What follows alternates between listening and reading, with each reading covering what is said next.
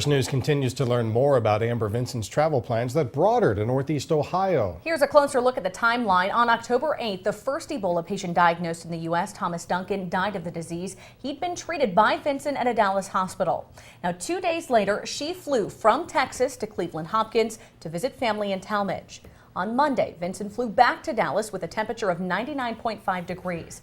The next day, she was admitted to Texas Presbyterian Hospital. And yesterday, she was flown to Emory Hospital in Atlanta for more treatment. So what is Cleveland Hopkins International Airport doing in the wake of the Ebola scare?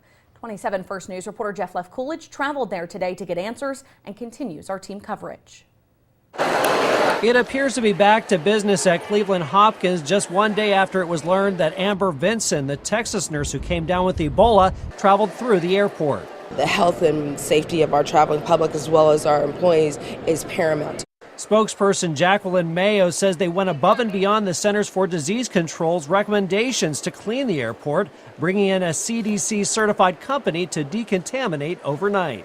There's not many of them out there to come in and literally drop little bombs in Concourse A to get in all the nooks and crannies and everything. If you see those cameras up in the bulkheads, they're located throughout Cleveland Hopkins Airport, and that's how they were able to track Vincent's movements.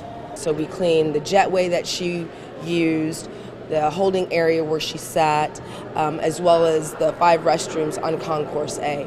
Airport staff continue to clean and disinfect areas like they always do. Several travelers we talked to say they're not worried about Ebola, but are taking precautions. We travel with a ton of hand sanitizer, a lot of antibacterial wipes. So as soon as we sit down, everything gets wiped down really good. So not very worried about it.